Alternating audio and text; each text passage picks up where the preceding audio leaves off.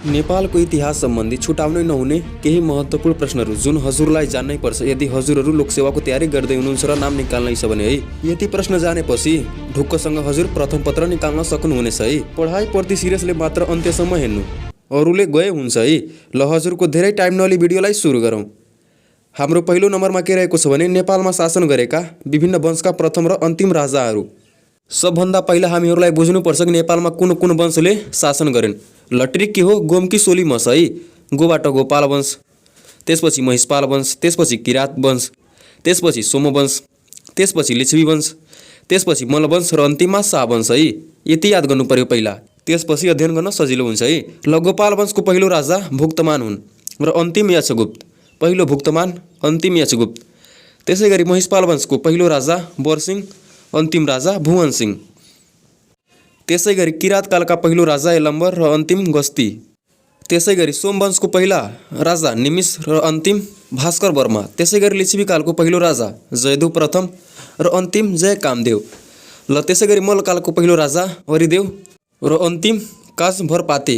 त्यसै गरी शाहवंशको पहिलो राजा कुलमण्डन र अन्तिम ज्ञानेन्द्र है। यसमा चाहिँ कन्फ्युज हुने कुरै छैन है, पहिला क आउँछ र अन्तिममा ज्ञ आउँछ है। त्यसकारण पहिलो कुलमण्डन, अन्तिम ज्ञानेन्द्र है। ल यिनीहरूलाई घोक्नुभन्दा ट्रिक बनाएर याद गर्नु है। ल अब जाउँगरको टपिकतर्फ। लोकसेवाले बारम्बार यस्ता प्रश्नहरू सोधिरहेको छ है। के त नेपालमा शासन गरेका विभिन्न वंशका शासन केन्द्र। ट्रिक मागेर सँगै हिँड काका। के हो ट्रिक? मागेर सँगै हिँड काका। अब यसलाई प्रयोग कसरी गर्ने हो? ल पहिला के भने थिएँ हजुरलाई, सबभन्दा पहिला हजुरले शासन गरेका वंशहरूको नाम याद गर्नु है क्रम रूपमा। गोमकी सोली मस, गोबाट गोपाल वंश, त्यसपछि महिषपाल वंश, त्यसपछि किरात, सोमवंश, लिच्छवीकाल, मल्लवंश, शाहवंश है। यिनीहरूलाई यही क्रममा याद गर्नु पर्यो है। यदि यताउति याद गर्नुहुन्छ भने सबै बेकार हुन्छ है। ल गोपाल वंशले शासन गरेको स्थान मातातीर्थ। त्यसै गरी महिषपालले शासन गरेको स्थान मातातीर्थ। किराँतकालले शासन गरेको स्थान गोकर्ण शङ्खमूल। सोमवंशले शासन गरेको स्थान गोदावरी। लिच्छवीकालले शासन गरेको स्थान हाँडी गाउँ। मल्लवंशले शासन गरेको स्थान काठमाडौँ। यो त हजुर सबैजनालाई थाहा होला। त्यसै गरी शाहवंशले शासन गरेको स्थान कास्की हो है। फेरि सुन्नुहोस्, यदि हजुरहरू कुनै पनि प्रतिस्पर्धात्मक परीक्षाको तयारी गर्दै हुनुहुन्छ भने यहाँबाट एउटा प्रश्न फिक्स है पहिलो पत्रको लागि। सो एकचोटि अरू रिभिजन गर्नुहोस्। गोपाल वंशको शासन स्थान मातातीर्थ, महिषपालको मातातीर्थ, किराँतको गोकर्ण, सोमवंशको गोदावरी, लिच्छवीको हाँडी गाउँ, मल्लको काठमाडौँ, शाहको कास्की है। ल यति कण्ठ गरेपछि अब 2 नम्बर हजुरको कतै जाँदिन है। ल अब जाउँगरको टपिकतर्फ। बारम्बार सोधिएका प्रश्न। पृथ्वीनारायण शाह पछिका शाहवंशीय राजाहरू। ट्रिक पेपर, गिरियो, सुत्रै पत्र, माओवादी, ज्ञानेन्द्र। ल पहिलो पृथ्वीनारायण शाह, त्यसपछि प्रताप सिंह शाह, त्यसपछि रणबहादुर शाह, त्यसपछि गिवाणु युद्ध शाह, त्यसपछि राजेन्द्र विक्रम शाह, त्यसपछि सुरेन्द्र विक्रम शाह, त्यसपछि त्रैलोक्य विक्रम शाह, त्यसपछि पृथ्वीवीर विक्रम शाह, त्यसपछि त्रिभुवन वीर विक्रम शाह, त्यसपछि महेन्द्रवीर विक्रम शाह, त्यसपछि वीरेन्द्रवीर विक्रम शाह, त्यसपछि दिपेन्द्रवीर विक्रम शाह, त्यसै गरी अन्तिममा ज्ञानेन्द्र वीर विक्रम शाह है। ल कुन राजा मर्दा कतिजना रानी सती गए? युगनरेन्द्र मल्ल 31 जना, रत्नमल 10 जना, पृथ्वीनारायण शाह 9 जना र प्रताप मल्लको मृत्युमा 9 जना रानी सती गएका थिए है। ल त्यसै गरी कुन ठाउँमा बस्ती कसैले बसाले? कान्तिपुरमा गुणकामदेव, कीर्तिपुरमा शिवदेव प्रथम, भक्तपुरमा आनन्ददेव, ललितपुरमा वरदेव, बुढा नीलकण्ठमा जयदेव द्वितीय, गोकर्णमा मानदेव है। ल त्यसै गरी कुन पर्व कहिले भयो त? एकदमै इम्पोर्टेन्ट है साथीहरू। औँलो पर्व विक्रम सम्वत 1904 मा। 42 सालको पर्व विक्रम सम्वत 1942 मा। मकै पर्व विक्रम सम्वत 1977 मा। त्यसै गरी लाइब्रेरी पर्व 1987 मा है। नेपालको भूगोल सम्बन्धी केही महत्त्वपूर्ण प्रश्न उत्तर। नेपालको नयाँ नक्सा सार्वजनिक सम्बन्धमा 2077 जेठ 5 नयाँ नक्सा सार्वजनिक गर्ने सरकारले निर्णय। 2077 जेठ 7 मन्त्रालयले नक्सा सार्वजनिक। कसले त? भूमि सहकारी तथा गरिबी निवारणले। त्यसै गरी 2077 असार 4 राष्ट्रिय सभाबाट पारित।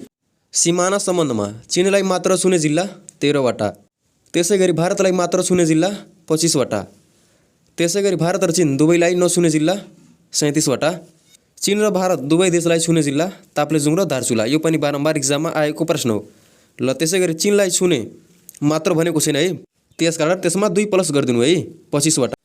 त्यसै गरी भारतलाई छुने जिल्ला 25 मा 2 थपिदिनु 27 वटा। त्यसै गरी चीन र भारत दुवैलाई छुने स्थानीय तह बुवास गाउँपालिका दार्चुला र फक्ताङलुङ गाउँपालिका ताप्लेजुङ। हिमाली जिल्ला भएर पनि चीनलाई नछुने जिल्लाहरू। We know that. चीनलाई छुने जिल्ला 15 वटा, हिमाली जिल्ला 21 वटा। सो द्याट 21 - 15 गरिदिनु 6 वटा है, जसले हिमाली जिल्ला भएर पनि चीनलाई छुँदैनन्। ट्रिक जुम्रुका बारा, जुम्ला, म्याग्दी, रुकुम पूर्व, कालीकोट, बाजुरा र रामेछाप। यी सबै जिल्लाले चीनलाई छुँदैनन्। ल त्यसै गरी भित्री मधेसको जिल्लाहरू ठुलोबाट सानो। सबभन्दा पहिला हजुरलाई भित्री मधेसको जिल्ला थाहा हुनु पर्यो है, कुन कुन हो त सुन्नुहोस्। ट्रिक हो उसिम, चिन, दासु, उदयपुर, सिन्धुली, मकवानपुर, चितवन, नवलपरासी पूर्व, दाङ र सुर्खेत है, 7 वटा छन्। ल भित्री मधेसको जिल्लाहरू ठुलोबाट सानो। पहिलो दाङपछि सिन्धुली, त्यसपछि सुर्खेत, त्यसपछि मकवानपुर, त्यसपछि उदयपुर र अन्तिममा नवलपरासी पूर्व है। केही झुक्याउन सक्ने प्रश्नहरू। गङ्गा स्वरूपको नदी काली गण्डकी, कैमारी स्वरूपको नदी मादी, बैसडवी स्वरूपको नदी सेती है। यहाँ चाहिँ नझुक्किनु है। ल अब जाउँ अर्को टपिकतर्फ। क्षेत्रफलको आधारमा सानोदेखि ठुलो प्रदेश पनि हेरौँ है। ट्रिक सबै गाली 81, सानो मधेस, त्यसपछि सुदूरपश्चिम, त्यसपछि बागमती, त्यसपछि गण्डकी, त्यसपछि लुम्बिनी र अन्तिममा 1 नम्बर जसलाई कोशी प्रदेश भनिन्छ है। ठुलो कोशी प्रदेश, सानो मधेस प्रदेश है। यति जाने पुग्छ। नेपालको सिमाना टोटल 2926 किलोमिटर रहेको छन्। भारतसँग सिमाना 1690, चीनसँग 1236। भारतसँग 1690, चीनसँग 1236 है। ल नेपालको मुख्य ठाउँको उपनाम। नेपालको ताजमहल रानी महल है, जुन पाल्पामा पर्छ। नेपालको बनारस ऋणी, नेपालको दार्जिलिङ जुम्ला, नेपालको मरुभूमि मुस्ताङ, नेपालको कश्मीर जुम्ला है। फेरि सुन्नुहोस्, नेपालको कश्मीर जुम्ला, नेपालको मरुभूमि मुस्ताङ, नेपालको दार्जिलिङ जुम्ला, नेपालको बनारस ऋणी, नेपालको ताजमहल रानी महल।